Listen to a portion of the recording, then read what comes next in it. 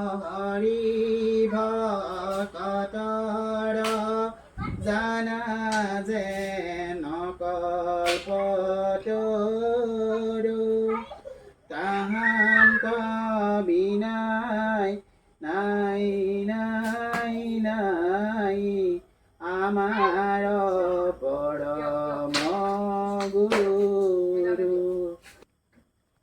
নমস্কাৰ অসমবাসী ৰাইজ। আজি শ্ৰীকৃষ্ণৰ জন্মাষ্টমী উপলক্ষে আমি আমাৰ গোসাঁই ঘৰত শৰাই দিছোঁ। এয়া আমি চাকি জ্বলাইছোঁ, দুয়োফালেও চাকি জ্বলাইছোঁ।